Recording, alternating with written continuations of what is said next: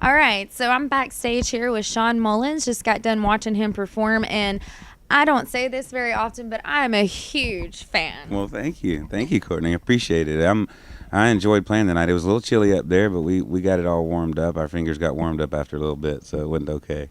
It's a little weird that it's so cold because, like, I just want you guys to, like, have the absolute best experience of Florida, so I'm kind of sad it's cold. I'd almost rather it be a little cold than too hot, though, because I don't do as well. I start when I get out in the sun. After about a minute, I just burst into flames. So, and I don't know if it's my complexion or whatever it is, but so yeah, I love a tent, and it was a little chilly though, but I don't mind it between about 50 and 70. That's about right, you know. So. I understand that. You guys have some cold weather up in Nashville, don't you? Yeah, and I'm actually in Atlanta, but Okay. I do get to Nashville quite a bit, and yeah, Atlanta's been cold lately, definitely. It has. So let's tell everybody a little bit about, like, I know we've interviewed you in the past and we've told them about, like, who you are and that kind of thing, but what I really want to know, like, as a writer, what inspires you? What makes you write the things that you write? What kind of experiences have brought you to this point? Well, I think it's just my species, my just human beings fascinate me, and the human condition fascinates me, and how we do one another, both good and bad, fascinates me. So all of that stuff is what I'm always writing about, and I like to tell a story. I come from a family of storytellers, so my grandfathers and my dad and my mom, they just great storytellers, and so I guess I've got a little bit of that in my blood. And then I had trouble reading at first when I was a child, and I got a tutor, and the very first little book that my dad gave me to read, once I really kind of got the hang of it, was The Red Pony by John Steinbeck. And I think getting turned on to Steinbeck and then later Hemingway and the Beat poets and reading that stuff, it's all about Americana. You know, it's all based on what we all still are kind of grooving on. The culture of it all is still, there's still some of it left, some of it's not. But I'm fascinated by all that. So that the history of it kind of came from that, and then songwriters like Christopherson and Leonard Cohen and Joni Mitchell and Bob Dylan, all those, all the James Taylor. I loved James Taylor growing up. So yeah, just.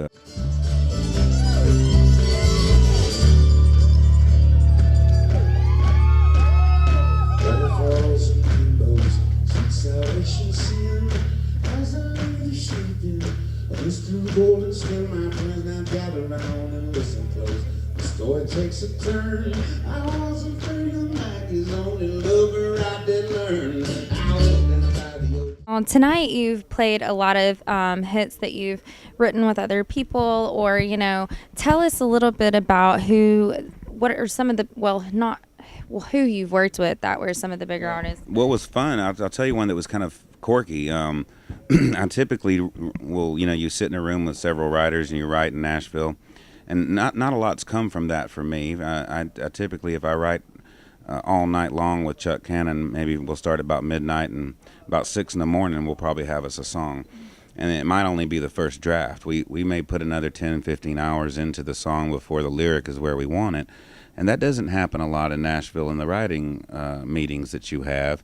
So I like to do it that way, where I'm kind of a little bit more open-ended. It's not a 3-hour meeting. It's more like let's hang out for a couple of days and see what we can come up with, and really, really dig in deep. And I think that's what it's about, is trying to get to something that's real. I think that's what people are really searching for in music right now, is a little bit more real, I would agree with that. I think it's a lot better of a song, and people don't really realize kind of the process that goes into writing and recording, and sometimes I don't think the best work's done quickly. Not for me. Although there have been a few times that something happened. Like, I'll tell you this. I was going to tell you the quirky story. Is the Zach Brown band. So they're recording their very first album, and they didn't have a deal at the time. And I'd known Zach since he was about 14. He was from Dahlonega, Georgia, up there, and that's where I went to college. And so we had known each other for a long time, and he wanted my advice. I'd already had a couple of hits or whatever, and he called and said, "Hey, come over to the studio. I want you to hear the stuff we're working on. See what you think." So I came over, and they played a few songs for me, Chicken Fried and and played the song Toes. And the Toes song was great. And I suggested to him that they change the ending a little bit. And he said, "What do you mean? And what's wrong with it?" I said, "Nothing wrong with it. It's great." I said, "But it might be kind of fun if you put him back in Georgia at the end instead of the last chorus. You've still got it. I've got my toes in the water, my toes in the sand, or whatever." I said, "What if you say, I got my ass in a lawn chair or some kind of lounge chair and my toes in the clay because you're back in Georgia, and then instead of a Mexican drink, say a PBR on the way, And he goes, "Oh, that's great, man." Well, about 2 months later, I'm sitting at home and trying to write a song, and the phone rings, and it's Zach, and he said, "Man, I just got a big publishing deal, and we've been doing the song like you suggested, and we re-recorded it that way, and I wouldn't feel right about not adding you in on the writer's share of that song." And I said, "Oh, man." And we argued back and forth about it because I was like, "Man, I'm not one of those guys that tries to like hook into your thing, And he said, no, I really wouldn't feel right about it. So I ended up getting a share of that, which was very, very kind of him and shows you what kind of people he is, Absolutely. I heard a neat story about him riding his motorcycle through Mount Cheehaw. Yeah?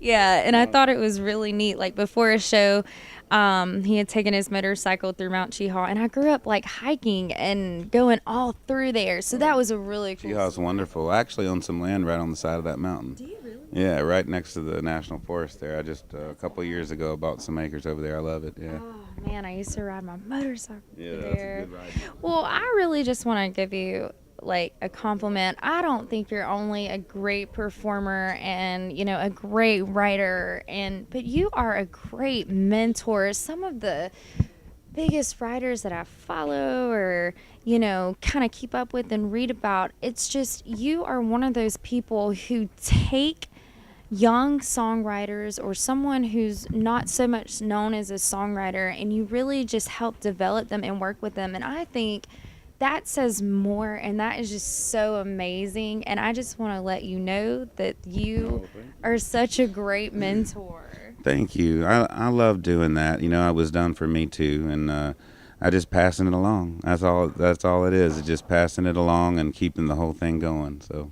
thank you. You're very welcome. Well, guys, this has been awesome. I want to give a big thank you to Shawn Mullins. Like I said, I'm a fan. And you guys stay tuned in for the rest of the 30a Songwriters Festival. This is Cortni Bird. And, of course, where can they find all of your stuff? Well, you can find them in a few record stores, like the one here at 30A. Find them online. I'm working on a new project right now called Soulscore Revival, which is the 20-year anniversary of the Soulscore record. So we'll be releasing that in July. And, you can find it online or go to ShawnMullins.com. All right, guys, you heard it from him himself. So go check him out. Stay with us for the rest of the weekend. Thank you.